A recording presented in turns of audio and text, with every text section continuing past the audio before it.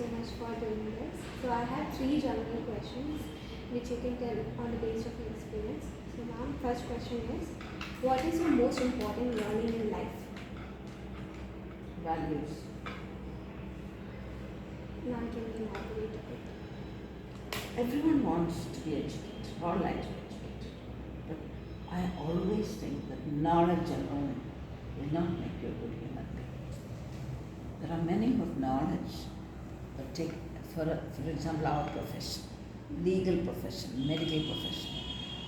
If we are thorough with the subject, but our values are not there, we don't have ethical values, what's the use of our knowledge? So the most important is to be, when an institution should be value-oriented, when individuals should give importance to religious, social, moral and ethical values. Especially those who enter professional career, they should have professional ethics and ethical values. Thank you. Ma'am, your second question is, what is the change you wish to see in the Indian judiciary? Somehow I'm proud of our individuals. I read the US Supreme Court cases, our Indian courts.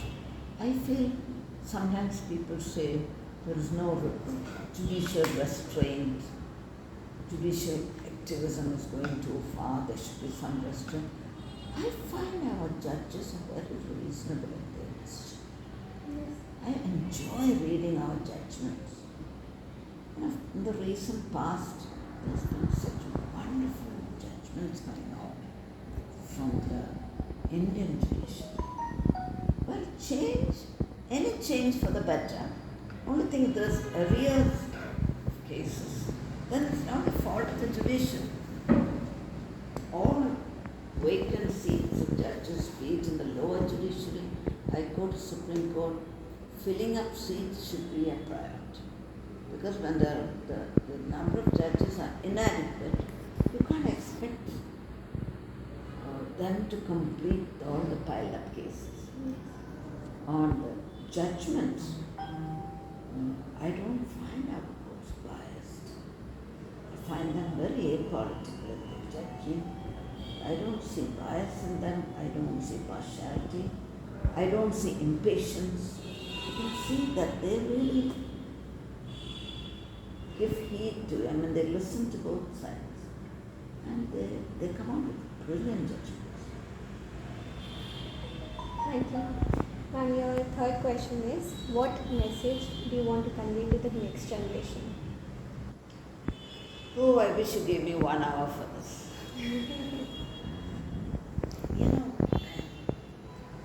I grew up. Certain values were there where we spent so much time with the family, where we gave so much of respect to parents and elders, where we had a reverence for our teachers. Now I feel students are so involved in their mobile, 2 in each pocket. After a long time I have 2 mobiles with me. This is for my own, many teachers and all academic matters. This because I'm having telephonic interviews. I asked my son to give me his mobile for telephonic interviews for our new admission. Otherwise, I never carried 2. Children today, one is too much abuse of the mobiles, laptop. Have you noticed our library? We have spent lakhs on this library. Management knows it.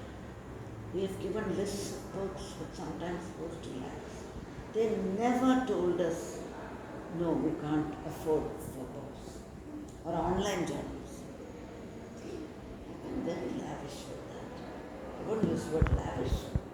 They found it a priority. But you yourself see how many students use it. Yeah. One. Secondly, the new generation, I feel, they don't have that much of respect for the elder generation.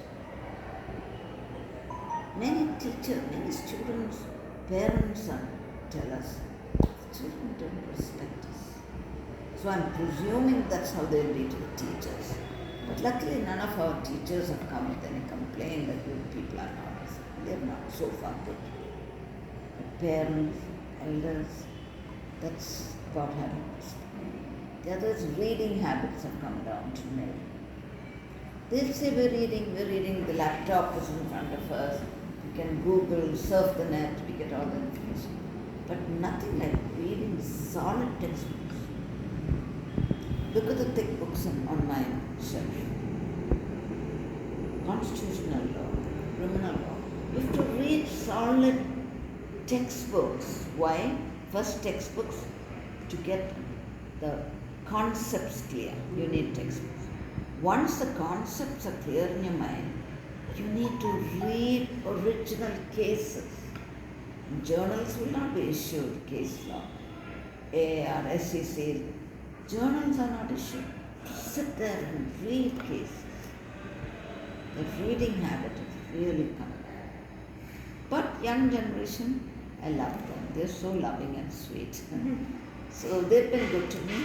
I've had a very good experience with students. And all these years of my career, when I was teaching initially in Andhra Pradesh Nagarjuna University, I started teaching there. But the moment National Law School started, National Law School Bangalore, the first 5 batches I taught the National Law School students. The first 5 batches when it started in 1980. Then my husband had his PhD in Labour Law, the National Labour Institute in Delhi called. So I moved to Delhi. I was in Geneva for 5 months and I moved to Delhi. 22 years I stayed with one institution, and you won't believe the love and respect I enjoyed for my students at Jamia Millia. Even today I get messages, I don't know how they remember birthday, Teachers' Day, everything, Human Rights Day, everything I get messages from them. Then I went off as Vice Chancellor to the National Law School Kochi. It was a 4-year tenure. So my experience throughout was great love and respect. Great love and respect. They're really fond of me. Because I think they can sense it that I love them. I love my students, like my children. And the naughty students in class, I don't shout at them. I think they're naughty, but I know how to get them back to. But my class, they pay attention. I've not had an experience where I've got to tell my students who's talking there, please keep quiet. And some use the scale and bang. Never. Somehow maybe my subject is like that, criminal law. So they are interested in the subject. Or somehow I've not had a problem with it. Younger generation, it's just the complaints I get from other parents. I personally have not had a bad experience. And the young generation, we have to understand them. When we talk of young generation, we should understand they also go through varied problems. They could have financial problems, emotional problems, parents separated, or they didn't grow up in a good school. They didn't get the opportunity to go to good school. See, all are not fortunate enough to have got admission into some good government school. They would have just studied in a local school. They would have just been wandering in the streets in the younger days. So we have to understand students. Maybe because I'm a teacher of criminal law and criminology, like the criminals, we have to understand them, not just hate them at the outset. We have to understand what led them to criminality. Similarly, when a student behaves differently, we should try to understand why they are like that, why they're so aggressive, or they suppressed a lot in their young age. Were they victims of poverty? And so they got so, they suppressed their grief during young days, and now they're just taking it out on someone. So young generation, I think the older generation, should not outright condemn We have to understand each person and mold them, train them, counsel them, and they will understand, I'm sure. Thank you, ma'am. Thank you so much. Thank you.